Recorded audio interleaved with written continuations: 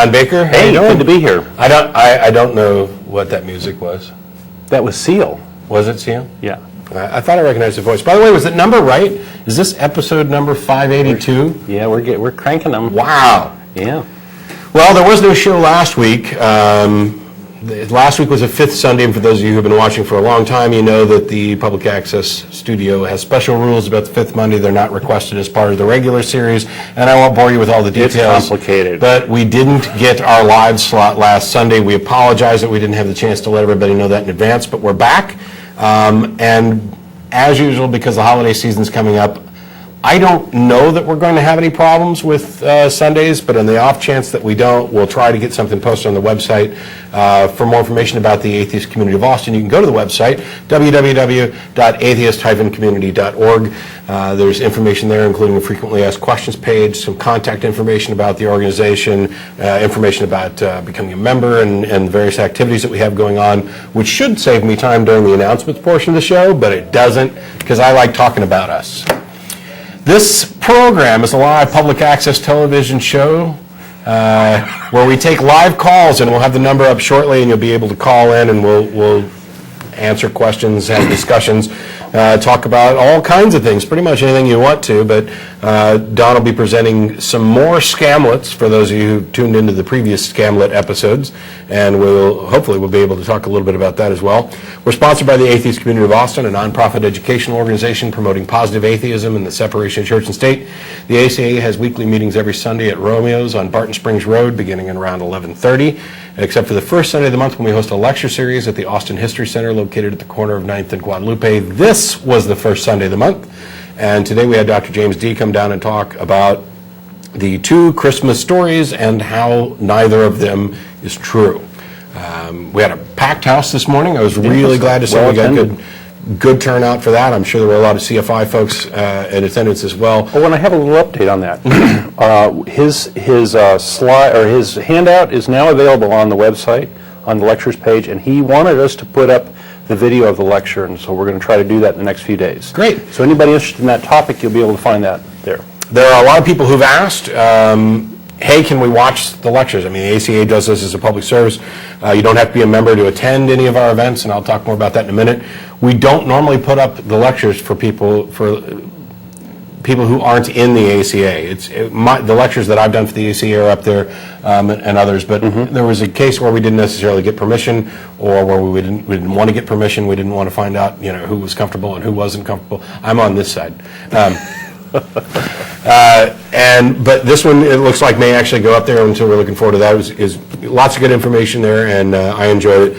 In addition to the lecture series, the ACA has a number of other events, including a weekly happy hour every Thursday at the Dog and Duck Pub, beginning around 7 o'clock. That's at 17th and Guadalupe, because Guadalupe is the street for atheists. It is just, that's the place to be. I've even done shows on Guadalupe. Yes. It's amazing. The audio portion of this program is available for download and as a podcast. The video portion is available as a download, on Google Video. And we're now streaming the show live every week, and we're actually starting about 10 minutes or so early, so they get to see the craziness that goes on in the studio. And yeah, we were cutting up. We just have a little bit of fun ahead of time. But for more information about the stream, there'll be a website pop up right there. It's www.ustream.tv/channel/the-atheist-experience.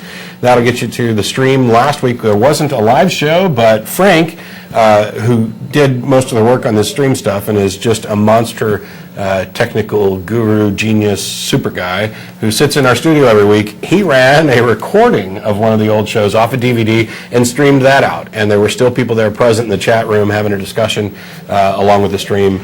And we appreciate. Look, I'm going to move my arms so that you can actually read. Just to say, it didn't work out perfectly, and the streaming thing is a work in progress. So bear with us. We're trying to work it out, and make it work well for everybody. So we're doing what we can. And in addition to this program, the ACA also sponsors a bi-weekly internet audio podcast called The Nonprofits. That's PROPHETS. For more information, you can find it at nonprofitsradio.com. The address is on your screen now. There's also a link from the ACA website. We were supposed to have a nonprofits show 2 weeks ago, but I was sick with the flu. My apologies. to make up for that, we did a nonprofit show yesterday. We just didn't really tell a whole lot of people about it, so there wasn't a huge live Tell your turnout. guy that runs the calendar either. Yes, the guy that runs the calendar was not informed. Okay. This was really kind of put together over just a couple of days. I said, I'm having withdrawals. I haven't got to do a TV show in a couple of weeks. We had to cancel the podcast, the Getting the nonprofits. twitches, huh? Yeah, let's do this. So we did it yesterday, and we are doing another show this Saturday, so you won't have to wait 2 whole weeks. This will be the last show of 2008. It's already on the calendar as the scheduled show. And we'll be back on January 10th to begin the 2009 season. So that's that. I don't have a lot of other major announcements to do today, so they won't take 10 minutes. For those of you in the Austin area, stay tuned. There may be information coming about various get-togethers over the holiday season. I'm going to be out of town for about a week, the 19th to the 26th, so I'll miss the show on the 21st, but that's Russell and Jen's week. And I should be back for the week that follows that, which would be the 28th. But, you know, who knows what's going on. And our schedule's up on the website. Yeah. As it is. We're gonna do what we can to keep on trucking and not let this pagan holiday that Christians have adopted and interfere with spreading the good word of your religion. Right. But smile, there is no hell. Yes. The good word, the good news. Wait a minute. Wait a minute. All right. I was going to have Don immediately jump in with scamlets, but there's one caller who snuck in before the bell, and I'm going to go ahead and take Max because I think this is a question that we can hit really quickly and move on with the subject. So, go for it. You there, Max? Yes, hi Matt. How you doing? Oh, doing great. I love the show. I watch all the time. Anyway, All the time or just when it's on? All the time. I watch it on YouTube and when it's on. Sweet. All right. Anyways, what I was going to say is, how come no one ever seems to mention, you know, in the Bible it talks about all the fantastic miracles, the parting of the Red Sea, the virgin birth, Noah's Ark, etc. How come you don't hear of any of these fantastic miracles now? I mean, there's nothing happening nowadays that's like that. That's a good question. Anyway, that was just something I was wanting to address. Yeah, I'm gonna hit it real quick. Holy cow, the phone lines are lighting up. For all you calling in, hang on. Don's got a topic. We're gonna go through some more scamlets real quick. I'm sorry. All right, well, that's cool. I'll let that go. Thanks, Max. I appreciate the call. Yeah, thank y'all. Keep on rocking. It's a good question. It's one we've talked about a lot. Here and there. You know, in different fashions. It's the why won't God heal amputees thing and these other things.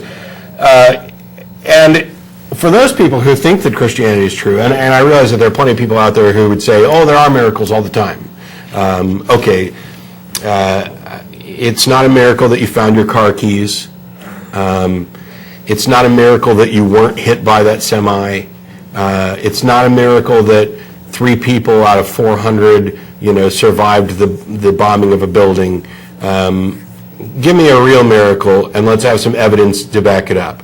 Please explain why there aren't, I don't know, miraculous healings that are documented scientifically that cannot be explained by, you know, things going into remission and the natural process of the body. Give me an example of why manna isn't falling from the sky and why we're not being led around by pillars of cloud and fire. You know that Mother Teresa supposedly created a posthumous miracle, don't you?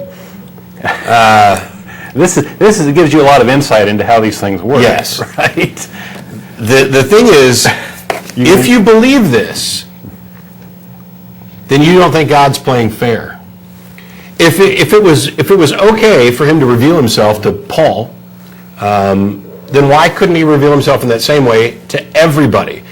If he doesn't do that, then he's playing favorites. If it was okay for him to reveal himself by these clearly obvious miracles, let's part the Red Sea and walk people across, something that, by the way, never happened, why isn't it we don't see miracles like that today?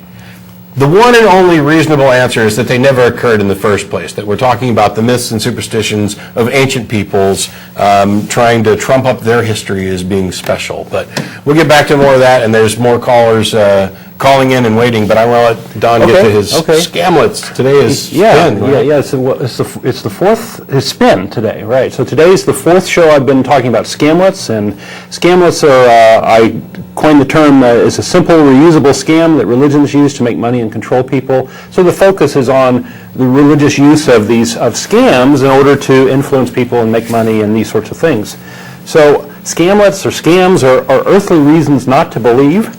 Through scamlets, religions show how they prey on people's gullibility in order to advance themselves. And that gullibility is commonly known as faith.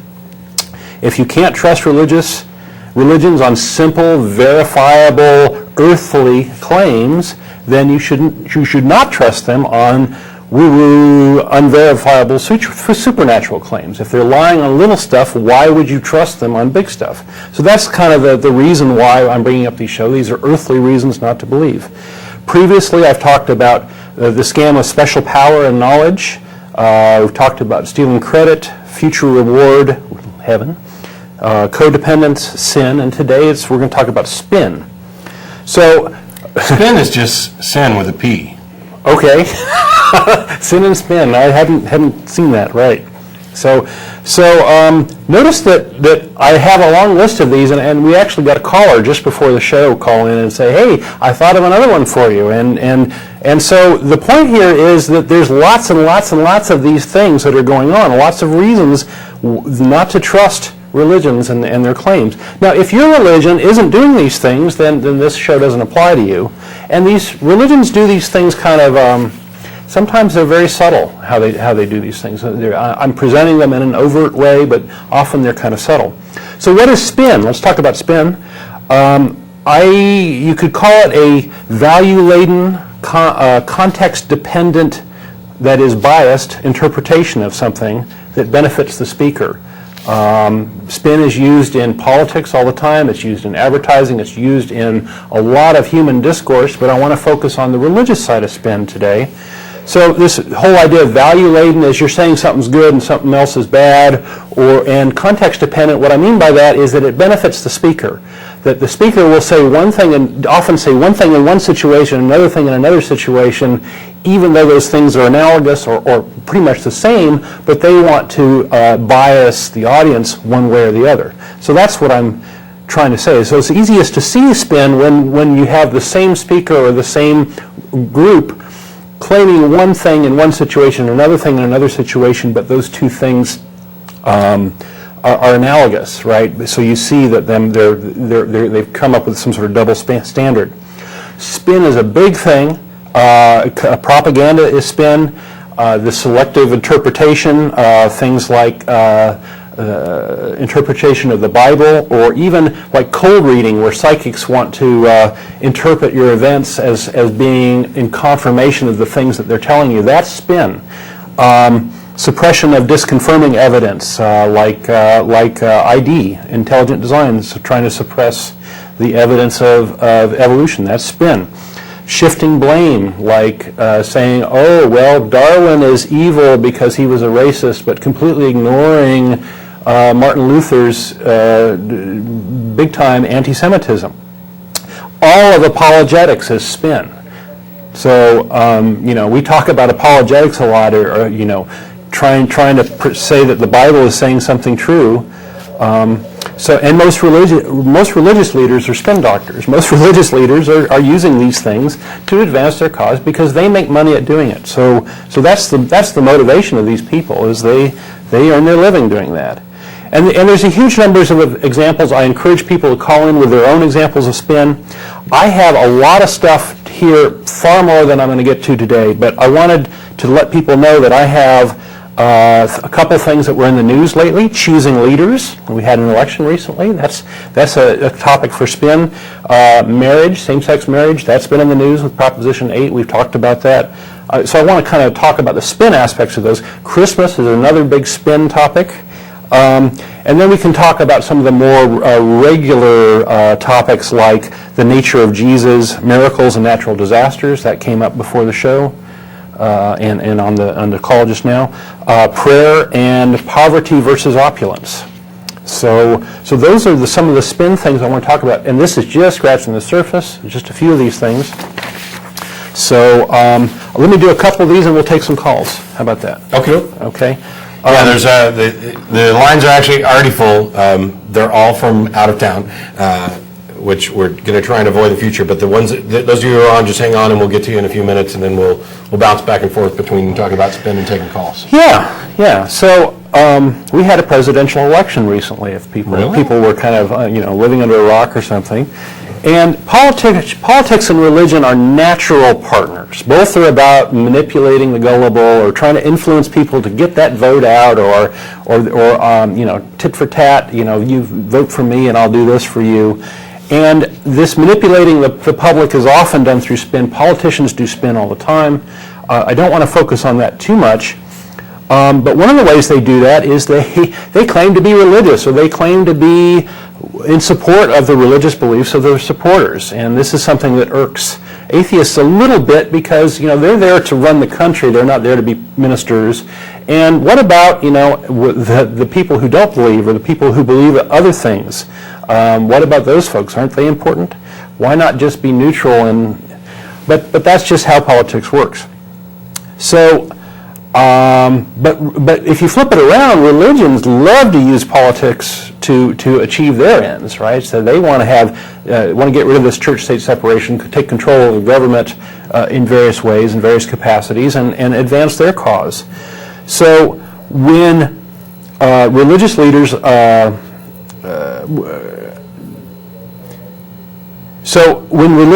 like a politician and they want to support them, they go out and they say, well, they want to point out how God chooses leaders. So there's quotes in the Bible about how God chooses the leaders, and it has nothing to do with democracy, that it's all God's work. And furthermore, you should render under Caesar what these religious leaders say, because you should follow them, right? Because the religions support them, and therefore you should support them, support those leaders. Therefore, the leaders give back to the religious cause. So that's how that all works. And I believe that this couple little facts I just said are the source of Bush's current 25% approval rating. I think that there's a whole mess of people out there that are going to support him no matter what he does, because he's the leader and God chose him. And they played that sort of thing up. He was the Messiah president, elected by the values voters and all that good stuff. God's choice. But when the religious leaders don't like a politician, they say, oh, the elected leader is an agent of Satan, or people have failed in choosing a good leader, and they're sinful and they're creating a transgression against God, and God's not going to protect us anymore. So this is the sort of spin I wanted to point out with regard to choosing leaders. If they like the leader, they say one thing. If they don't like the leader, they say another thing. And please pick one, because either God chooses leaders or He doesn't. Right? It's one or the other. You can't have it both ways. So likewise, when you want to take out a leader, when you want to get rid of a leader, there's all sorts of spin there too. Pat Robertson is famous for saying, oh, the U.S. should take out, should kill, is it Richard Noriega, the Nicaraguan president? Yeah, I can't remember exactly who for the assassination. But suppostedly Pat Robertson is a God-fearing guy and believes that thou shalt not kill. So that's interesting. Saddam Hussein has been painted by the religious right as a godless dictator who harmed people, especially his own people. But do we go take him out because he's done harm? Well, what about the harm to Americans? I think the Pope has done more harm to Americans. The current Pope has done more harm to Americans than Saddam Hussein ever did, or ever could be capable of. And by this, I'm talking about the fact that the Ratzinger covered up the pedophilia going on in the church, who actually harmed people in American citizens. Right? So do we take him out? Do we remove him from power for harming U.S. citizens when we don't? Or it doesn't make sense, right? If we're going to take people out for harming us, we should take them all out, or we should, Anyway, I think you guys get the gist of what I'm saying. So the gist of it is God supposedly likes exactly the government leaders who religious leaders like and who benefit from. And the reason is that these religious leaders make money off of this sort of thing. Their incomes depend on that. You want to do a few calls, and I'll come back and talk about marriage as some of the spin claims in marriage and this marriage argument that's come up, or you want me to hit some of these now? Oh, we can take some calls. Okay. So we can get these. Yeah. Is it Daniel? Yeah, hello. How you guys doing? How you doing, Daniel? Not bad at all. I thought I would call in about something. I'm not entirely sure how related it is to today's topic, but it's about a guy named Sanal Edamaruku. He's an Indian rationalist, and he's the head of, I think it's called Rationalists International. And I thought it was really entertaining because recently, just in March of this year, he went on TV with a black magic tantric and basically challenged the guy to kill him with magic. He said, Oh, yes, I saw that. There was Yeah, a YouTube video of that, right? Yeah, there's a video of it I saw. Mm-hmm. Yeah, and I thought it was important. I mean, I think it's a huge step for I think Indian rationalism, seeing as it is such a highly religious culture. Yeah, let me make sure the audience understands. It was a guy that basically stood up to kind of this kind of religious nut. I guess it was tantric something. Yeah, he was considered one of the most powerful black magic tantrics in India, Right. And was a well-known name. Yeah, and he went, and the skeptic went up there and said, show me your stuff, kill me, Yeah. and so he demonstrated a lot of courage, I think, in the sense that although there's no harm in black magic, the supporters are scary, right? The supporters can do some harm, because they live in the real world, unlike the black magic. So kudos to him for doing that. He made a complete fool out of this religious guy. So There's actually He absolutely did. that was the point, I guess. yeah, and there's actually a really strong contingent of rationalists in India, and a really good tradition of atheists and atheism within India. I can't really expound on it, but I'm sure if you do some searching around the internet, you'll find more information about it. There are some famous atheists and Nehru was an atheist. yes, who have come there. But my thing is that this actually, I loved it when he did this. I loved the challenge of, okay, you say you've got black magic that can kill me. Let's go on TV. I'll stand there. And of course, the guy came up with excuses and finally agreed to it, and then it didn't work. And then I think they had to do it a second time, if I'm remembering right, because he came up with more excuses about why it didn't work when he was put under pressure. We see this type of thing all the time. James Randi deals with it when people claim to have supernatural powers. There's a guy who used to have a podcast, or a video podcast, back before anybody knew what the hell video podcasts were, where I think it was like Smite TV or something, where he would just go on and say, okay, here's my weekly podcast, whatever. If there's any god, and he'd pick out a god off of a list, and say, okay, I'm now going to sit here and blaspheme this particular god, and if you'd like to smite me, please do so. And it just went on through a cavalcade of gods to show that that there's nothing to it.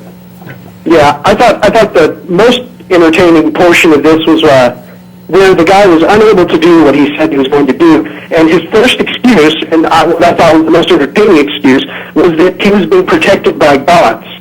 And the first thing the guy says, he says, I'm atheist. And the guy's just dumbstruck. He doesn't know what to say, That's why they're so afraid of us. I thought it was just infinitely entertaining. Yes, your hokum doesn't work on me because I don't believe in it. That hits it on the head. Well, thanks a lot for calling, Dan. I'm trying to get to some other calls real quick. Absolutely. You guys have a good day. Thanks, you too. Bye. And oddly enough, we have another Dan, right? Is this Dan? Yeah. How you doing? Dan Farrell, how you doing, buddy? Good. I called in earlier. Big shout out to the Ustream.tv people. Yes. TVJ time. I don't know if a lot of people know. I want to get the word out that your broadcast is actually also available on the internet live on Ustream.tv, right? Yes. Yep. All right. There's the information. Lots of different formats. Yes. I actually did have a question though, and that is to Matt and possibly the co-host whose name escapes me. I'm sorry. Don. What's your name? Don. Don. Matt and Dylan, you guys know more about the Bible than I do. I did used to be a Christian, but I was the kind of Christian that didn't really study the Bible. So you were like 99% of the Christians on the planet. Precisely. I'm the kind of Christian that looks for warm and fuzzy answers more than biblical answers. But my question is, two-part question. Part one is, did Jesus die for a so that we would no longer be responsible for the sins of our forefathers, or am I incorrect in that interpretation? It's going to depend, I guess, on which variety of Christians you want to talk about. One of the general kind of orthodox views is that he died as a payment for all sins. That once upon a time, every sin had to have some kind of blood sacrifice, and that Jesus came down and became the ultimate blood sacrifice for all sins that had occurred prior to his arrival, and all sins that would occur forever in the future.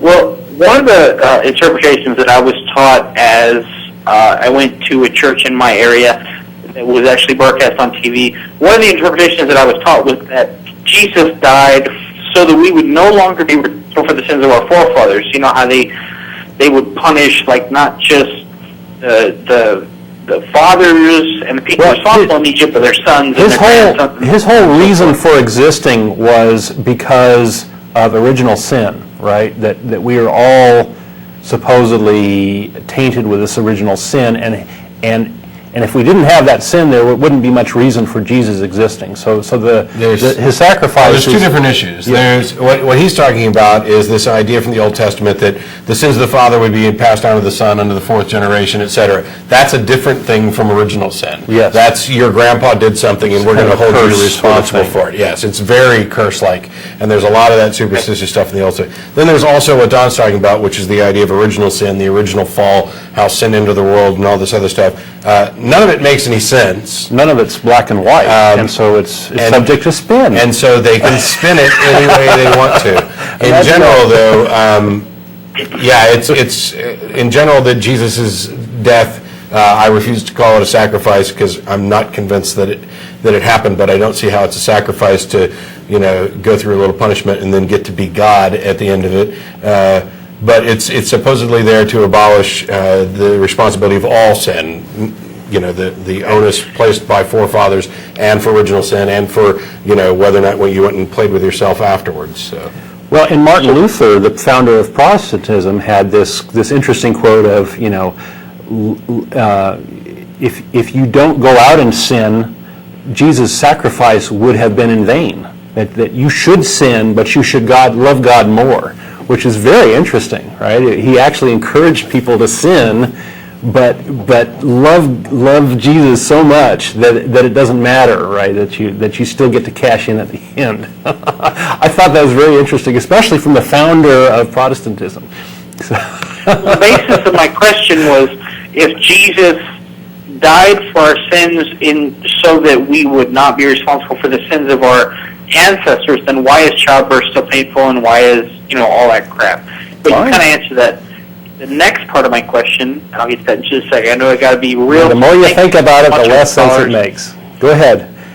Patrick. Do you guys remember Patrick, the guy who was suing? He is now he who shall not be named. As a matter of fact, I had a really good nickname for him, but I can't remember what it was. Yeah. That fella who done sued over free speech. Yeah.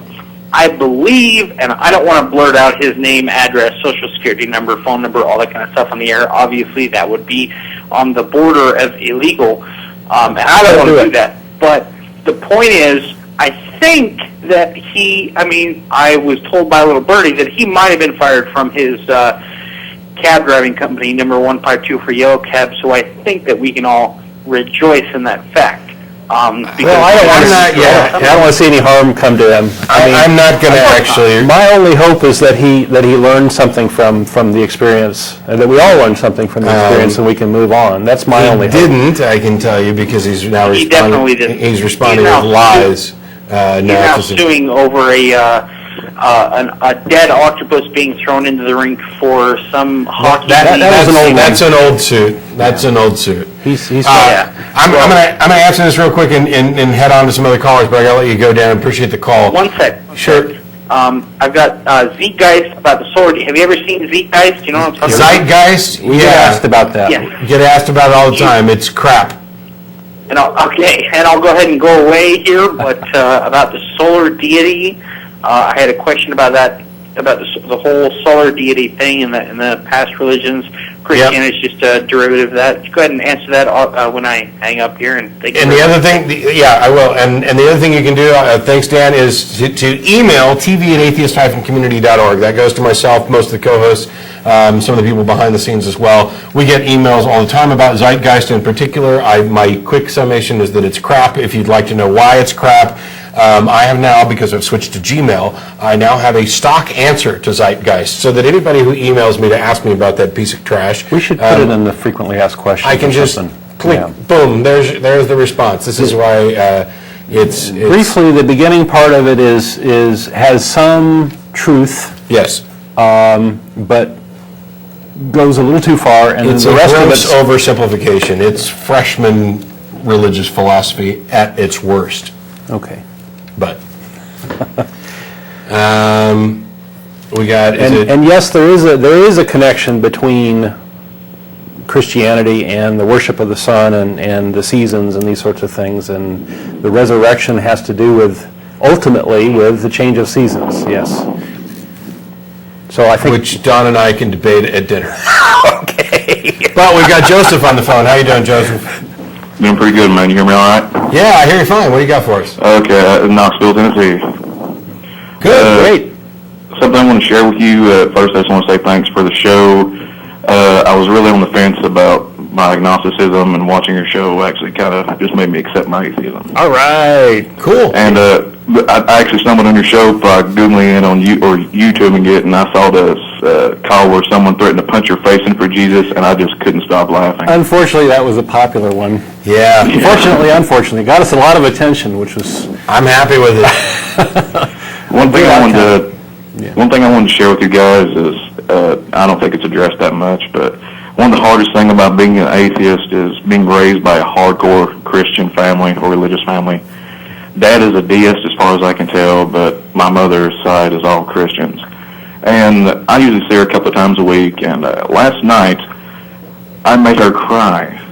oh Well, I shouldn't say that. Actually, her religion made her cry. Yes. And I shouldn't blame myself for that. She's the kind of person that likes to be pushy, and her and my brother are always trying to get me to go to church. They think I can still be saved. And you can only take so much of it before you have to say something. And last night I flat out told her, like, Mom, I can't be saved. It can't be done. You can't save me. She's like, why? I was like, well, according to your Bible, I've committed an unforgivable sin, which is denial of the Holy Spirit. So you could have just said you didn't have a soul. Yeah, I could have. That might have been a little easier for her to take. Yeah, but The unforgivable sin of not believing in the Holy Ghost or blaspheming the Holy Ghost. Is that what you're going to say? Yeah, Or not but- believing? Yeah. Yeah, but we kind of got a little heated, and she asked me why I didn't believe, and then I told her how immoral I thought it was, and she brought up all these points to me, and I countered them every time. Yeah. And she just broke into tears because she doesn't want her kids to go to hell. I mean, I felt bad, but more to the point, I was furious because her religion had done this to her. I mean, make her going into tears. And I almost went to her church this morning just to tell them how disgusted I was, but I did not because I knew that wasn't the way to go about it. Yeah, and it's probably not the fault of the individual church. I mean, the people there, including the pastor, at least in most churches, they're just as much victims as your mom is. I have a family who's in similar positions. I'm sure I've made more than one person cry and have disappointed a number of people. I try and avoid the apostasy issue because there are ways to spin those verses from an apologetic standpoint where apostasy doesn't mean what it makes. It basically nullifies the whole blasphemy challenge, and it nullifies your answer and one that I've used frequently. I don't hack on people saying, "Oh, don't say this because it's dumb. It's just wrong." But there is this idea that apostasy is something that technically you and I could never commit according to some. Yeah. And that is that it's not just denial, it is attribution of the things that the Holy Spirit does, attributing them to Satan or somebody else, that is what they're truly talking about. I'm familiar with that apologetic. I don't really buy it, but I don't really buy any of them. They had to do it for some reason because anybody who, and otherwise there'd be no way to ever save anybody who was a legitimate atheist who, and then, okay, what's the point? And what about people who never believed or believed something else? Actually, I'd say that given the new definition that these apologists are using, it's the people who are members of other religions that are the ones who are truly apostates from their new definition, as opposed to non-believers, atheists. Yeah, atheists they consider kind of like fair game. It's an open season, right? Yeah. We're to be out converted or out to be converted, but the people who have made the choice and made the supposedly wrong choice, those are the real bad guys. Yes. Yeah. And that's why I go a step further and say that I just flatly don't believe that any of that exists, including the idea of the soul that Don talks about, and that I'll happily, that I'm not closed-minded, I will happily get saved or believe as soon as there's actual evidence presented for it. Whatever it is that convinces, for example, your mom or my mom or anybody else's mom, that her beliefs are actually true, why can't they explain it to us in a way that it's also convincing for us? That's my question.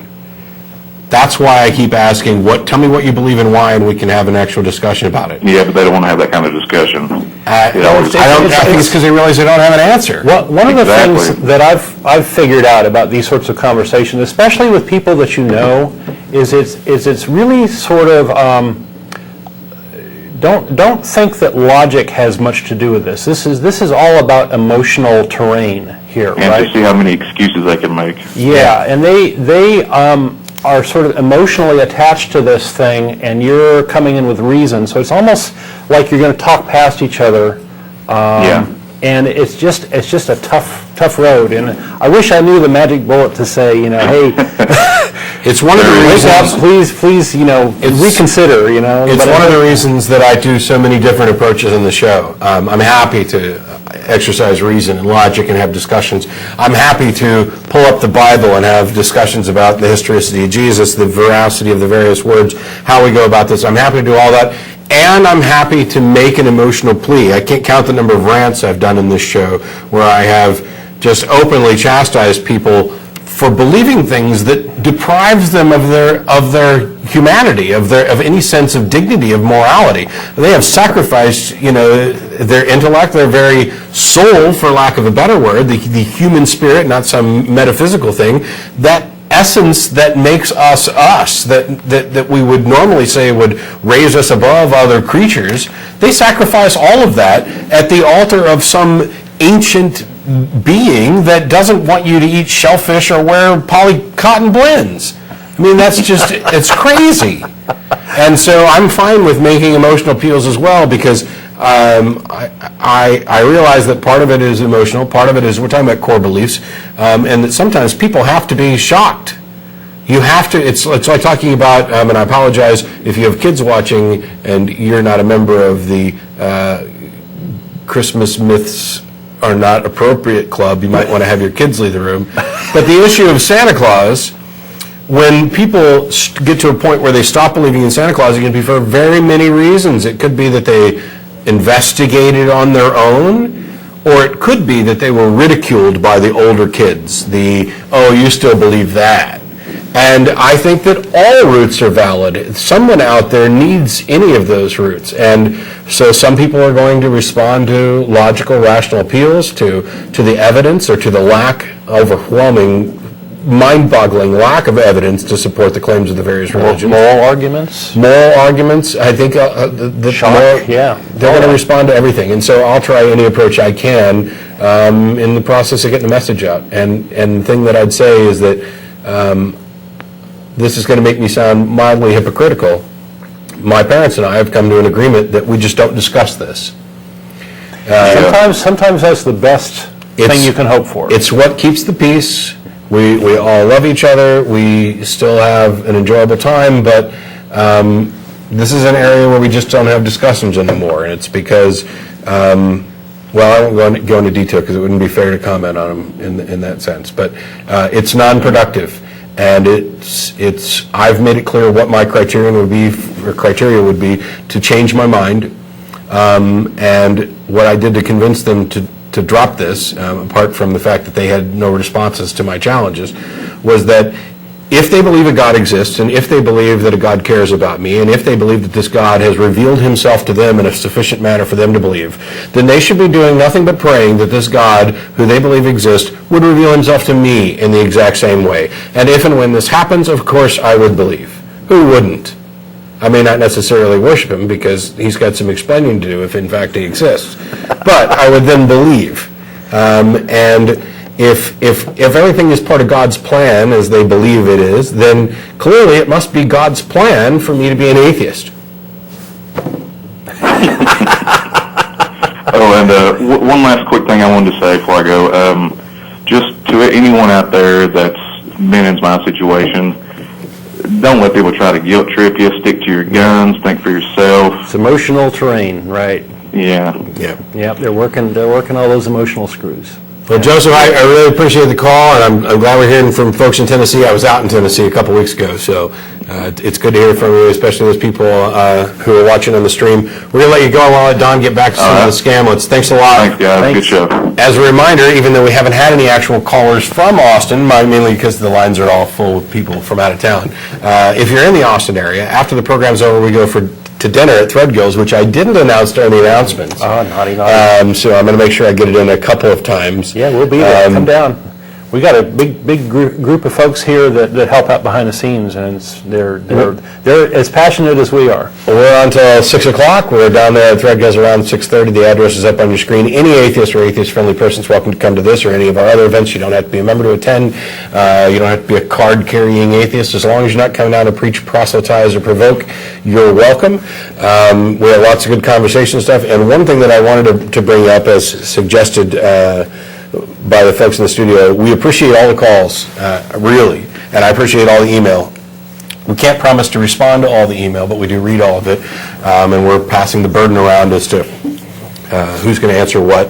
For those of you who are watching the show from out of town, the simple fact of the matter is that most of you who are out of town watching the show probably agree with us on a great many things, if not nearly everything.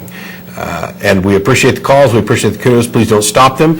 We do, however, realize that most of you probably really like the calls from theists or people who disagree with us on something.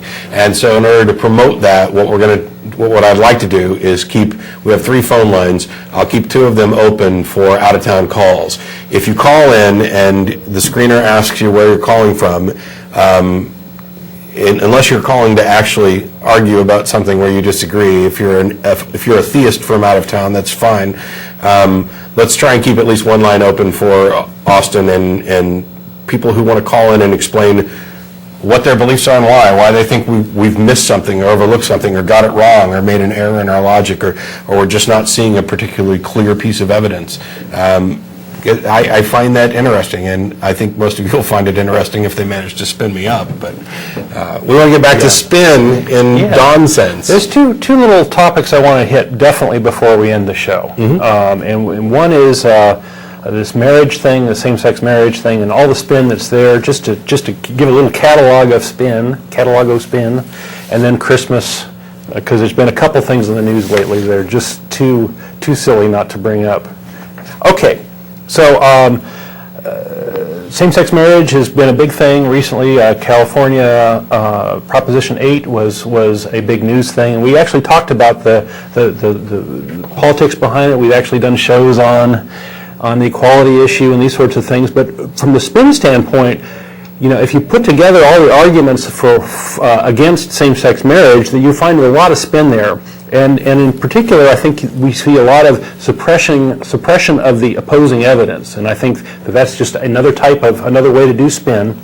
So there's this claim that traditional marriage is a good thing and should be done that way, but they never seem to mention that traditional marriage tended to mean that man owned his wife. The man owned his wife, and oftentimes wives. multiple wives. Yes, and that she had the inability to own property, and so those things for some reason seem to get left by the wayside.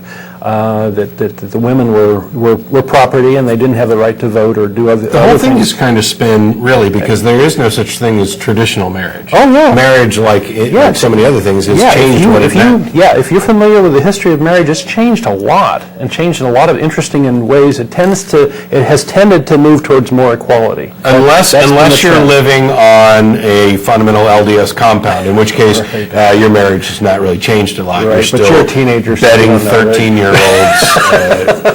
You're not watching the show. You're not allowed to watch TV. Okay, there's a claim of religious sacrament of marriage, but they never mention that marriage wasn't a sacrament by the Catholic Church until the 1200s. So we're back to the tradition thing. They've traditionally, for the first 1,200 years of the Catholic Church, it wasn't a sacrament. The early church even spoke out against marriage because it detracted from the spirituality of the husband or the man for his love of God. And if you claim that marriage is a religious sacrament, well, atheists marry. No one seems to be complaining about atheists getting married. So what sense does that make? There's this claim that the superiority of religious marriage, that God blesses these marriages, but unfortunately the divorce rate is higher for believers than for non-believers, and that's been documented. And God apparently is unable to stop this. So I don't see what the advantage of religious weddings are in this case. If your purpose is to keep the weddings last longer, or the marriage last longer. There's a claim that gays are promiscuous and evil. But in this California thing, we saw couples that had been together 30, 40, 50 years come out of the woodwork wanting to get married, and it's like, these little old ladies, you're not going to allow them to get married. You're so evil. Anyway, a lot of so-called research on gays has been pseudoscience funded by the religious right, and if you want to look up a guy by the name of Paul Cameron, it's all propaganda. There's a claim that marriage is about procreation, but many gays are parents. That seems to be left by the wayside, and they want to provide for their children. They want to provide an environment for their children, and they want to have families and these sorts of things. And by the way, many married couples don't have kids. Are they saying Absolutely. that infertile couples shouldn't be allowed to marry? Right, It's not about procreation. They don't say that, and they don't support quotas or nullification of marriage if you don't have children. We're sorry, you guys were unsuccessful in your copulation efforts during the first 3 years of your marriage, so we are going to annul it and farm you out to a different group. Right. So the irony here is that children of gays are known to be well-adjusted. There's been a lot of studies on that, but most of the suffering that those kids have to go through are because of religious bigotry. So, if you don't want these kids to suffer, then stop harming them. So there's lots of That is so crazy. It's like, and I've heard that before. It reminds me of the interracial couple thing. And I remember hearing people say, and I there were swear... arguments against that at the time. Oh, yes. But I swear that this did not strike me at the time, and really probably didn't have as much impact until you just said this. It was like, well, I don't necessarily see anything wrong with it, but think about the kids and what they're going to have to go through. I mean, really?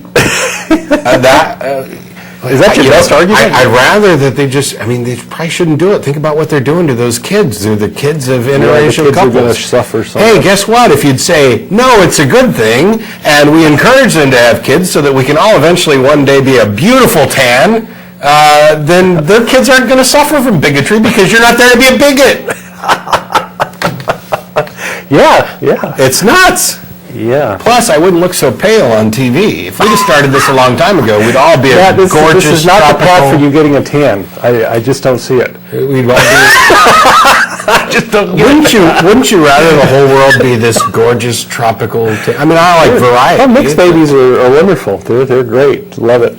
You take a look. Never mind. Okay.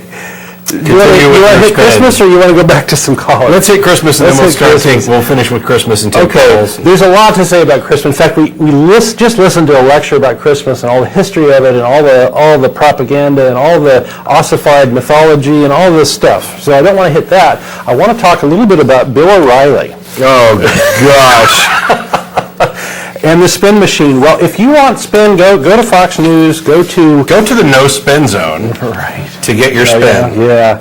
Go to WorldNet Daily. That's a great source. In fact, I have to share this. Today, just for entertainment, I typed in Wingnut Daily, which is what atheists call WorldNet Daily on Google, and the very first thing that came up was WorldNet Daily. I love it. Anyway, Bill O'Reilly. So he's a Fox News commentator, and he's been a big flogger of this war on Christmas, and this was a really big thing in 2005. And at the time, he says it's all part of a secular progressive agenda to get Christianity and spirituality and Judaism out of the public square. And then he added, because you look at what happened in Western Europe and Canada, if you can get the religion out, you can pass any secular progressive programs like legalization of narcotics, euthanasia, abortion at will, gay marriage, because the objection to those things is religious-based usually. Congratulations. Some of us are actually in favor of most, if not all, of those things. And I'd like to know exactly why are you opposed to them? I mean, if it is just a religious thing, then clearly you should just abstain for religious reasons. If your God doesn't want you to, have an abortion or have sex with somebody of the same sex, then don't do it. Yeah, no one's stopping you. So one of the big flashpoints is whether or not people were allowed or should or could say Merry Christmas. Right, so a lot of stores at the time were encouraging their clerks and things to just say Happy Holidays because that was the sort of least offensive thing, and this was a big anathema, big problem for Bill O'Reilly, who thought that this was some sort of secular agenda and some evil thing. So what's really going on here is that Bill O'Reilly and a lot of other blowhards are making money off of this, stirring people up. So they are the ones who have invented a war on Christmas. Yeah. The war on Christmas exists only in their mind and their mythology. And it's, for example, I do know some people who are offended when you say Merry Christmas, and to them, as atheists or Jews or whatever, anybody who's not a Christian who doesn't celebrate Christmas, there are some who are offended if you say Merry Christmas. I'm not offended. I think it's a little amusing. It's kind of like telling me happy birthday on your birthday. What makes you think I'm celebrating this? It's an assumption. Do you run around telling people happy birthday? Well, most people, when they say it, it's meant as a pleasantry. Right, and I'm not too bothered by it. Pleasantries are great. I'm not really bothered by it. My girlfriend's a huge Christmas fan, candy cane and crazy clothes, and my family are proponents of Christmas, and I'm celebrating Christmas. I'm not celebrating anything religious or Christian. I'm celebrating Christmas from a secular perspective, and I don't know that I necessarily need to come up with a different name, whether it be, what was the suggestion this morning? In any case, Festivus, whatever suggestion. It doesn't bother me, but from a practical standpoint, here are my objections. I think it's wrong for the owners of the store to mandate that their employees say Merry Christmas instead of something else. Because now, that employee might not be a celebrator of Christmas. I think it's wrong to say that this is what you will say. I also think it's wrong to say that there's something intrinsically wrong with saying something more generic, like Happy Holidays, because that is the path to inclusion. That is, whatever you're celebrating, we hope you enjoy it. We have legitimate feelings of goodwill towards you. We want you to enjoy the season, whether it's Christmas, Hanukkah, Kwanzaa, the winter solstice, Festivus, whatever. We're in a good mood because of what we're celebrating, and we'd like you to be in a good mood for whatever you're celebrating. And if you're not celebrating anything, we just want to be in a good mood too. What the hell is wrong with that? What is so evil about Happy Holidays? It's only a problem in the mind of these people who are convinced that we live in a Christian nation based on Christian rules, which is horseshit from the beginning, and then who have to have everything they do be about their religion. Bill O'Reilly recently went off on the Freedom from Religion Foundation because they put up... That's what I wanted to talk about next. We'll go there. Okay. I'm not a fan of what they said, but I'm with it. Okay. In the capital of Washington State, which is Olympia, there was a nativity scene put up, and some atheists said, "Hey, we got this church-state separation thing. You really should have a more inclusive thing, and we'd like to put up a sign." And to their credit, the state of Washington allowed that, and the sign was from the Freedom from Religion Foundation, which is a group that I admire and I support. Their sign said, "At this season of the winter solstice, may reason prevail. There are no gods, no devils, no angels, no heaven or hell. There is only our natural world. Religion is a myth and superstition that hardens the hearts and enslaves minds." So that was the sign they put up.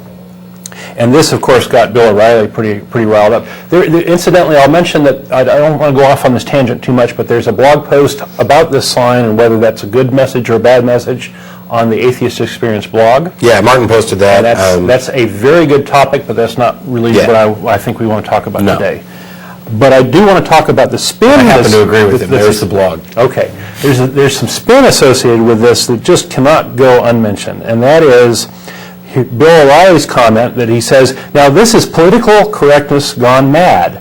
There is no reason whatsoever to allow an anti-religious sign to be posted alongside a Christmas display. It is inappropriate and out of context," he says. I want to hit the word here because we had a discussion about this on Nonprofits yesterday, and what he just said is there is no reason to allow. Yes, there is. It's called the Constitution. That is the reason to allow. Everything else you said after that is irrelevant. When you say there's no reason to allow, you have gone against the Constitution. Period. You're done. You are irrelevant. Yep, he's wrong. He goes on to say, this is the part I just love. He goes on to say that Christmas is a federal holiday honoring a religious man, Jesus. This is too wonderful. We also honor Dr. Martin Luther King in this country. Does that mean we have to put up a sign next to his likeness to appease those who may not like his religious affiliation? Of course not. Okay, so let's analyze this a little bit. Bill O'Reilly is claiming that we're honoring a guy because he was religious, a man because he was religious. I didn't know that Santa Claus was that religious. Right, there's that. No, he's talking about Jesus, of course. Oh. So he's claiming that Jesus is not a god, and that he's not born of a virgin, that he was just delusional when he was making claims that he was God and all this divine stuff. He thought he was divine, but he made all these ridiculous promises that he was going to come back from the dead, and billions of people were taken up by this scam. And that's what we're celebrating for Christmas. And if, that would be a secular holiday, is to celebrate a scam. So if Bill O'Reilly wants to celebrate Christmas as that, then I'm all for it. Anyway, it's just too funny. It's nuts. But the thing that Bill did, in addition to just flat out ignoring the Constitution and pretending like that there's no reason to allow this, is that at the end he gave out the number for the governor of Oregon, so that his viewers, his rabid, ignorant, troglodyte, follow-along viewers could call the governor to complain. Well, the governor made a statement, and I thought she did brilliantly by basically saying, hey, I don't happen to agree with the message, but I do agree that they have a First Amendment right to post it. End of story. Bye. That was basically what she said. And you know what? Even if I disagreed with her on other things, that would almost be enough just to get my vote right off the bat. Anybody who's willing to stand up for First Amendment rights in the face of blowhard morons like Bill O'Reilly deserves a great deal of respect, at least for taking that position, even if we disagree on other things.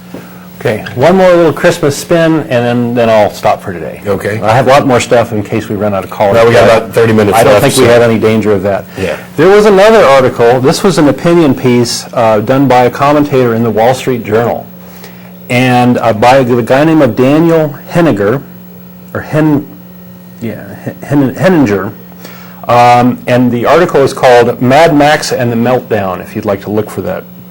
And his claim is that our economic collapse is because we're not saying Merry Christmas. Holy crap. And he's saying this with a straight face. And it's just so patently absurd. But his argument is basically, this meltdown was because of, he says that trusting the public sector to protect us from financial catastrophe is a bad idea. I don't know who else is going to do it, whether it's, the Jesus or what. I don't know. He says what's really missing through the subprime mortgage years were the 3 R's: responsibility, restraint, and remorse. And he's sort of arguing that, well, if religion provides these things, and since we're getting rid of religion out of the public sphere, We should have the 4th R of religion? yeah, I guess that's so he's arguing that we're going to fall out of moral ruin, fall into moral ruin because we're not saying Merry Christmas. And this is the prime example of it. And this reminds me of, he also blamed Northerners and atheists in particular, which I thought was funny. I'm surprised you didn't name abortionists and Nazis. Right, yeah. Oh, and lesbians, because that's what Pat Robertson did. Right, it was right. lesbians' fault that 9/11 happened. Yeah. But this reminds me a lot of when they promoted the Ten Commandments monuments back in the 60s, where we got our monument here at the Capitol. That's another interesting story. The supposed secular argument at the time was that this was going to curb juvenile delinquency. Yes. That this would teach moral values, and that there wouldn't be any more juvenile delinquents, or they would have a great moral code. It's a shame that their argument wasn't that it would keep people from ceasing to say Merry Christmas. We could have killed 2 birds with one great big stone on the Capitol lawn. Okay, so call in with your spin. Give us a call. I have to send out a thank you. I got a card today I got it actually mid-November, but it got to me today. It says, "Dear Matt, you are not a cosmic accident. You are wonderfully made in the image of a loving God. As per your request, I've been praying for you," and then it's signed with something that I can't quite read, and there's no return address. So, thanks. You can pray for me, and I'll think for you. So you weren't a cosmic accident because your parents decided to have you, right? Yes, I was not a cosmic accident. I've never claimed I was a cosmic accident. I was the convergence of a series of unlikely events that were evidently inevitable. So as I'm sitting here today. You were an example of family planning. Yeah. Or at least the failure to not plan to have a family. I guess, something like Something. that. It could be either one. Yeah. I haven't asked, but I think I was an oops baby. But that's, see? Well, maybe we can do some investigating there. I'm a cosmic coincidence of some sort. We've got, is it David? Yeah. How you doing, David? Well, I was just watching the Kent Hovind, not the Kent Hovind, what's their faces, the Ray Comfort and Kirk Cameron and the Rational Response Squad debate. Mm-hmm. Did you see that? Yes, we did. And they, near the end, they mentioned some things about Stalin and Pol Pot. And the Rational Response Squad didn't really give much of a response to that. And how the Inquisitors, did things that are much worse than what the Stalinists did. And so could you give like a answer to that? Sure. Do you want to hit it or you want me to hit it? Well, I guess there's this claim that there's often in these debates you get into sort of this duel of which religious belief has caused the most harm in the world, and this falls out of this, right? So atheists are pretty fond of bringing up Hitler as an example of a believer who caused the deaths of a lot of people, and what generally gets countered in that situation is, oh well, there were other dictators who didn't have Christian belief or whatever, or had other beliefs, and Stalin is usually mentioned, and Pol Pot, who was the leader of the Khmer Rouge in Cambodia, the killing fields and all that good stuff, or not so good stuff. Anyway, those guys usually get mentioned, and a part of an answer is yes, people who are dictators tend to do bad things sometimes, right? So that's part of the answer, is that it's not necessarily due to what they believe or don't believe. And in particular, in the case of communism, that's really not an example of atheism leading someone to that position, because communism itself is sort of a dogma, sort of a religion, and they actually suppressed other religions actively. And if you want to talk about atheism in communist Russia versus atheism here in the United States, very different animals, very, very different animals. Atheism there was a dogma, is enforced by the state. It was effectively kind of forced on people, and that's not what we're advocating at all. Yeah, there's actually a two-part response to this. I'm going to go ahead and let you go so we get some other calls in here, David. I appreciate it. I'm going to finish this answer after we let you go, but I appreciate the call. There's actually two parts to this. One, atheism isn't a belief. It is a position on a single question. It's a lack of a belief. Number two is we don't take actions based on what we don't believe. We take actions based on what we do believe. You cannot draw a logical line of cause and effect that necessarily leads from atheism or the lack of this belief to any action. At least that's the position that I'm holding. You can, however, draw a line from a belief or a series of collection of beliefs to a specific action. In the regimes that were atheistic, that did horrible things, the atheism was irrelevant. It was, as Dawkins had pointed out, it was as irrelevant as the fact that they both had mustaches. This was not the basis for them taking action. It is possible for an anti-religionist, someone who has an active belief that religions are bad and harmful. It is possible to get from that position to actions that are potentially damning and damaging. But you cannot get from a lack of belief or a disbelief to that position. It's just not the way things work. What went wrong there was not because of what they didn't believe. It was because of what they did believe. It was because of the way they thought the world should be. It was because of a particular ideology or a particular greed or a particular disinterest and inability to care for the other people that they have to share the planet with. It was a failure of them to recognize that a cooperative society, while it's not going to be as immediately beneficial to the dictator as a dictatorship is, it is much more beneficial to the society as a whole.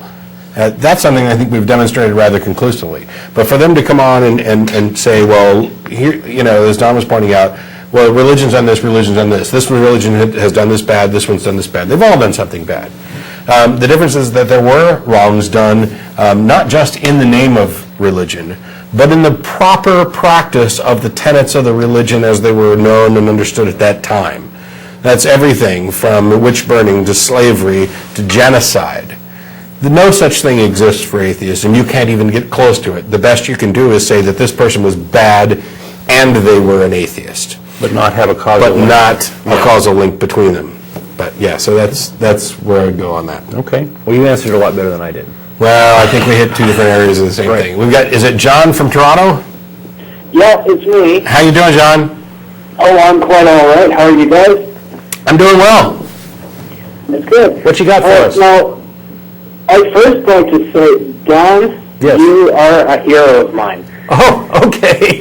Yay! Yeah. Well, I think it's really important that these scamlets get uncovered. People hear more about them. It's part of how I made the transition from going off to become a preacher and then turn into an atheist along the way. I know that's a story that you're very familiar with, but I do want to thank you very much for doing shows on scams. Well, that makes my day. Thank you. Now, one of the scams that kind of ties in with religion here is the 12-step programs. Excuse me. 12-step programs. They say that you have to believe that there's a higher power out there and that you are powerless to control your urges to use whatever chemical substance it is that you want to use. Alcoholics Anonymous is I'm kind of disappointed by that sort of message, right? Because I think that ultimately, if a person is able to come out of an addiction, it's because they got their act together and were able to do it. And you shouldn't be stealing credit away from them and the people who have made that transition and who are able to do that. It's ultimately, in my opinion, it's ultimately self-defeating in that what you've done is you've replaced, in many cases, one addiction with another. You've replaced a physical addiction with this addiction to a group, a help group, or a system or a methodology. You haven't done anything to teach the person how to face reality. I'm more than just disappointed in them. I'm actually outraged that these are the things that are often advocated by courts, and I think we've demonstrated and will continue to do so, that it's a violation, at least in the United States, of church-state separation to force someone to go to a 12-step program that has religious ties. And there are secular options, some good secular options like secular sobriety and others like that actually do what I think. Granted, this is an opinion, and I'm not an expert on addiction or psychology, and I could be wrong, and I don't think we have enough evidence to say, but I'm convinced that when you empower people to face reality on reality's terms, to let them know that, yes, you can beat this. You don't have to do it on your own. It is your decision to do this, your willpower, but you can do it with help. You can do it with assistance. You can do it with the people around you who care about you. And if you don't have people, then a group is a fine thing, a fine way to get you started along that. There are plenty of ways to do this, where you actually build the character of the individual, where at the end of the process, not only do you have somebody who is clean and clear and free of chemicals, but you have a better person who is able to continue in that existence and help others across the board. This doesn't have to be just a simple, because we're not talking about, you're a drunk or a drug addict and that's the one thing. This is symptomatic of a larger problem, or it's many problems in a person's coping skills and their personality, their family persona, patterns and all these things, yeah. We can correct a lot of that, and if not all of it, by appealing to them as a person, giving them the tools that they need to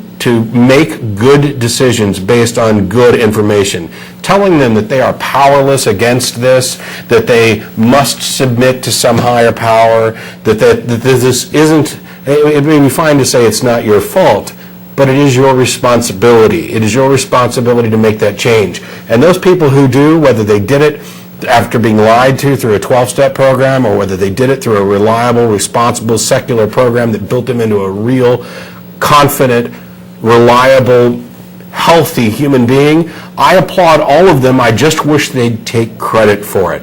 It was your responsibility to fix it. When you did, take the credit for doing it. Absolutely. That is 100% correct. Those people who managed to quit whatever their substance is, they've done it themselves, and they should be proud of it. Well, the reason that I thought of this question was that Matt, in one of the previous episodes, you mentioned that you were quitting smoking. And I was wondering how you managed to do that without submitting to a higher power. How could that be possible? Especially since the statistics show that, submitting yourself into one of these AA groups or whatever is just as effective as doing it without going into one of them. There's no... Or maybe worse, because I have a feeling that some of them have juggled the statistics on recidivism, but in my case, I don't want to go into great detail. When I quit, I just... Did you use the patch or some other... No, I just quit. Okay. And I quit for 2.5 years and started smoking for just a few months and quit again recently. It's been my experience that some people find that easy and some people find it hard. Yes, and I don't want to claim that my particular method is going to work or be effective for anybody else. I realize some people are going to need more assistance with it or need a different method. I don't know how I managed to do it without divine intervention. Oh, yes, I did. I made up my mind that I was tired of smelling like cigarettes, tasting like cigarettes, and wasting money on cigarettes, and so I stopped. So, yeah, you realized it was unhealthy, and... Yeah, I'd rather not die. I got enough health problems without manufacturing more of them just because... Oh, don't get me wrong, I still enjoy smoking. If it weren't for the health issues and the money and the nastiness, I'd be smoking right now during the show. I enjoy it. It's a pleasant activity, and I'm sure that people who are on heroin enjoy that too. Just because you enjoy something doesn't mean it's a good idea. And so, but yeah, thanks a lot, John. I appreciate the call. Thanks. Have a great day. You too. We've got, is it Tim? Tim? Hello, Tim? What's up, home slice? How you guys doing? Pretty good. We're good. I had a quick, I'll be very succinct because I know you guys got a lot of calls. Actually, you're the only one on right now, but we will by the time you hang up. that rocks. I rule. I'm number one. Anyway, I wanted to plug the documentary Outfoxed because you guys were talking about Fox News and Bill O'Reilly. And for anyone out there that doesn't know, Fox News takes talking points directly from the GOP. They've admitted that. They have the leader of Fox News, Rupert Murdoch, I believe is the CEO or owner and operator or something like that. He is a staunch Republican, and he plugs his own agenda. Anyone that believes anything that Fox News says, you need to look it up first. Really, I mean, I do want to be fair and not just cautious, but fair for a second. I'm perfectly fine in ragging on Fox News and several other news outlets as well. By the way, I'm not as keen on ragging on Republicans, especially since there's at least one in the room right now. Hi, buddy. But the important thing is that is the thing that you said at the end, which is I don't care where you get your news. I do, but I mean what I'm saying is that no matter where you get your news, be skeptical. Be skeptical. Absolutely. Look for confirmation. Do some investigation. Do not get. Never rely on one source for anything. If anybody out there is relying on this show as a single, stop. I've been wrong. I've gotten things. It doesn't happen often, but when it does happen, fortunately, somebody will correct me and I'll mention it. Yeah, we try. Let me mention too, if you are interested in media bias, there's two things that I would recommend taking a look at. One is Noam Chomsky. He's a very, very famous linguist and political commentator, and he has talked about this notion of filtering in the news and how there's all these agendas that end up filtering what you end up finally seeing in the news. The other thing to follow is Bill Moyers on PBS. He's a very, very big advocate of good journalism, and he brings on a lot of people talking about that topic and has covered it for years, and he does a great job with it. Yeah, and he's covered myth as well, too. Did you have something else, Tim? I wanted to really briefly say the name of your web guy. Forget his name. What is that? Sorry? The web guy? Your internet guy, yeah. I'm one of them, yeah. The other guy's in the other room. I wanted to say to him, unlike Chris Perillo, I believe is his name, he has a stream similar to this, and the chat is broadcast on the bottom of the screen. I think that would be an awesome thing for you guys to include in your stream and the live TV and all that stuff, to have the chat broadcast across the room. Oh boy. That would be a fairly simple thing to do. It's not a simple thing to do, and here I'll explain what's going on after I let you go. Just let me just say it'll be that, easy. Every week the show gets guys. technically more complicated. Yeah, it'll be really easy to explain. Tim, I appreciate the call. I'm going to go ahead and answer this offline while the lines fill up real quick. What's happening here is the studio itself, the public access studio, does not have the capability to stream, but they do have internet access, and so we are using. By the way, I have a laptop here that tells me who's on calls. That's pretty much all it does. It's tied to another laptop in the studio. Both of these belong to the ACA. They're not part of public access. No, I'm having fun. We get lots of technical questions. It's not too much detail. It's fun. It's geeky. It's geeky. There's a third laptop that we use to restream the program over Ustream. It would be a nightmare to try to parse out the Ustream chat and pipe it back through the CG thing, which we already have problems with. You can see the CG thing is a pain, even though it's new and slick. To pipe that back through and post the chat, plus it'd be distracting. Jen's been sitting over here during the whole show talking with people in the chat room. That's all I need, and I'll talk to them on the weeks that I'm not on the show. Yeah, we really love our guys behind the scenes that make this thing happen. They do some amazing stuff. And things are going to get better, and over the next, there we go. And as Jen, you're on TV. Jen TV, hey Jen, yay. And as we continue to make changes, there's all kinds of things that we might do. I don't necessarily know that I like the idea of streaming chat across the bottom of the show, because not only does it distract what we're talking about at the time, but it's a distraction for us as well. Yeah. And I want to focus more on the calls, like Cliff from Austin, right? Yes. How you doing, Cliff? I can't complain, man. Your show talking about schemes and what religious people will do? Yeah. Okay. First, I'm like, Okay, well, number one, I don't think it's about the religious scheme that got nothing to do with atheists, but I do feel like this.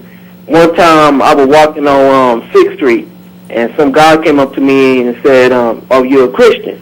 You know, through my religious belief, I'm considered a Christian." I said, "Yes." He said, "Well, if you're a Christian, can you give me some money?" Yeah. But I gave him some money, but then now I get, because each time, you know, everybody, when you're in a religion, you gotta learn more about your religion. So now I got more knowledge about my religion. I never heard any type of religion that it costs money to serve your God. Oh, well, see, do you not take the Bible? Yeah, I read the Bible. What about in Matthew? I think it's chapter 5, where Jesus tells you to sell all your belongings and give the money to the poor. Right, that got nothing to do about scheming, though. It's all about giving, though. It's about giving through your heart. You got to give through your heart, though. No, he says sell all of your belongings and give the money to the poor. That's not giving through your heart. You know what? When people read the Bible, they read one thing, but they can't interpret it. Because when you read it, you need somebody there to interpret it for you. So where it says that Jesus died for my sins, do I interpret that in some other way? Some people can jump for that. Because it's been things, I read the Bible, I didn't understand it. Some things in life, you're going to see things happen to you in life, and then you don't understand it. So like, if you read the Bible and you don't understand it, why do you believe, and why do you think you're fine interpreting it in some other way? No, because just because you're going to read something, you're not going to understand it right on top. Some people can, some people can't. I agree, and you know what happens when... Not the reason I go to church, or I get people that have been studying the Bible for years and years, and then you can't interpret. And at the same time, it's all about faith, though. So I've been studying the Bible for years and years. Are you going to listen to me when I tell you? No, no, really. Why? Because you know what? It's a lot of things I never seen before, but I know it exists because I got faith in it. I never seen Jupiter. I never seen Jupiter in my life. But I know it's there because I have faith that Jupiter is there. No, you don't have faith. You're relying on evidence that actually exists. The mere fact that you haven't seen it. How do you know you're on Earth? You're on the planet Earth. I know I'm on the planet Earth because that's what we labeled it. But how do you know? How do I know? You could be on Mars. You could be on Venus. No, I couldn't be on Mars or Venus. How you know?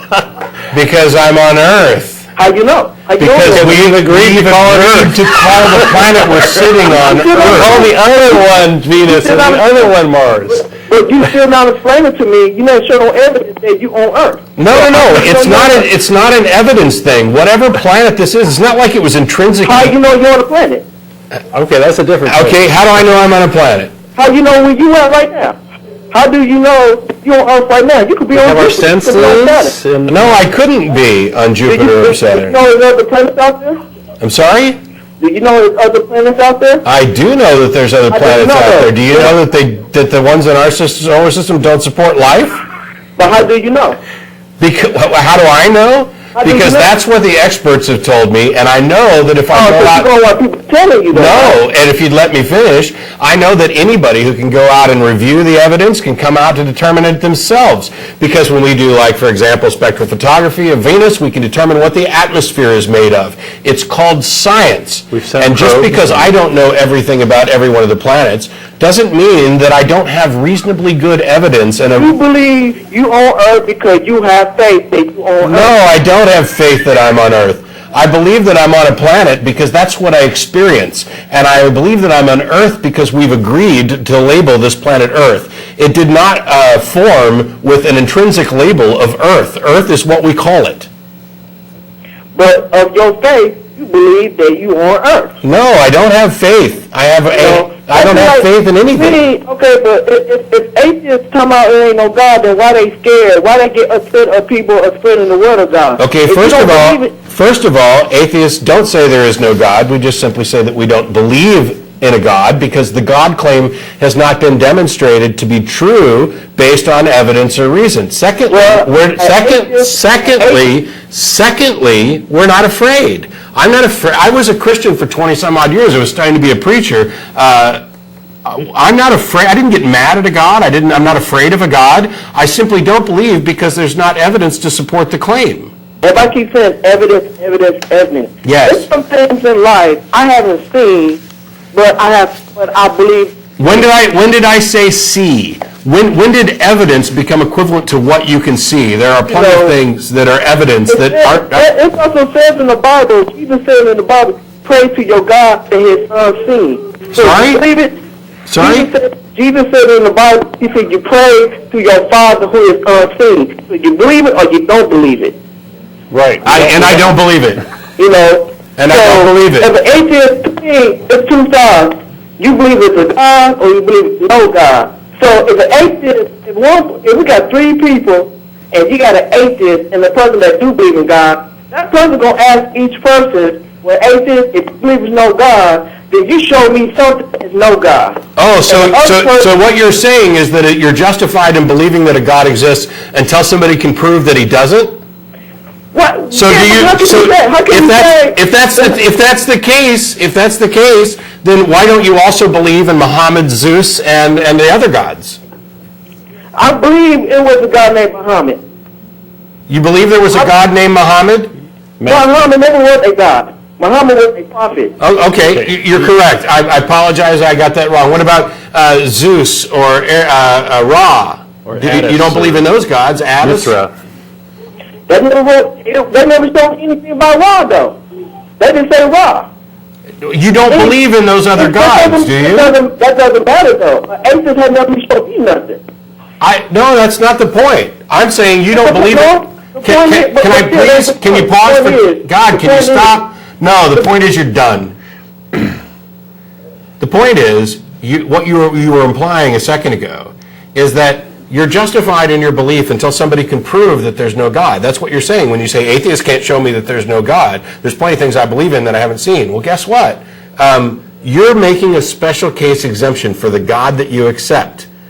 Feel free to call back in next week. Hang on, we're almost out of time. Feel free to call back in next week or email tv@atheist-community.org and let me know exactly what it is you believe in and why. You keep talking about you don't understand this, and yet when I ask you why you don't believe in these other God claims as well, you have no answer. I can tell you what your answer is. It's because you don't have any evidence for them. Nobody's presented with you with a reason to believe them. You're making a special case exemption for the God that you believe in. It's picking and choosing. It's irrational. You don't have any more reason to believe in your God than anybody else has to believe in the other ones, yet you disregard them. Why? So by analogy, Matt's example was if somebody believed in Ra, they could make the same claim that you did, that hey, Ra exists until you can prove he doesn't exist. And so the question was, where are you in that debate? Are you claiming that Ra does exist for the same reason that you're claiming your God exists, or are you claiming that Ra doesn't exist because it's special pleading? So that's the gist of where we were going. So we are out of time. There's the credits. To those of you who are holding on the phone, I apologize. I realize that there's somebody in Austin and somebody in Portland as well. You can call in again next week. You can email tv@atheist-community.org. Those of you in the Austin area, if you'd like to, you can join us at Threadgills here in about 30 minutes or so. The address was on your screen previously. I'm going to have to stay in place after the show. I don't know why they flashed that in red while I'm trying to talk through the announcements. There's a list of the crew, and they can show themselves on the screen. We'll see you again next week. Talk to you then.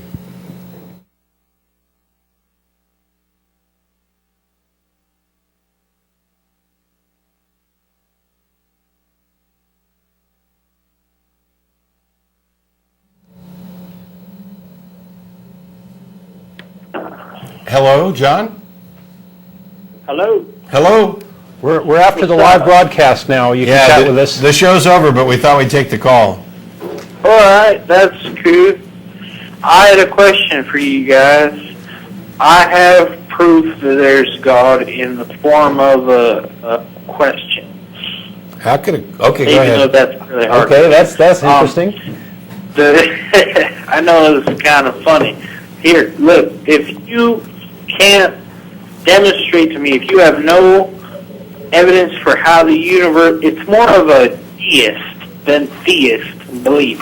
If you have no evidence for how the universe began, and of course you're welcome to present to me, but if you have no evidence for how the universe began, then why would it not be prudent to apply yourself to the belief that there may have been a supernatural creation of the universe? Because obviously, Because we don't have any example of anything in the entire universe that was created by a supernatural thing, so why believe it then?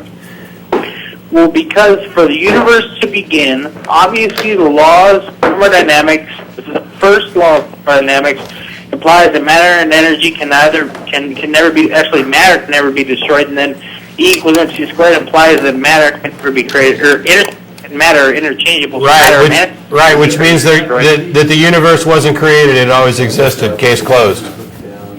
But the question is, if you have no evidence that supports that the universe was ever created through natural means, why is it not prudent to select, just for until we have a better answer, a supernatural? Matt just gave you a better answer. Because first of all, we don't accept things based on a lack of evidence, and second of all, we don't accept things because we can't think of anything better. If we look at something and we say, geez, I wonder how that happened, we are not justified in saying, you know what, I can't think of a better answer than Magic Man done it, so I'm going to go ahead and think that a Magic Man done it until somebody can show me wrong. I think you're misunderstanding my question. No, that's exactly it.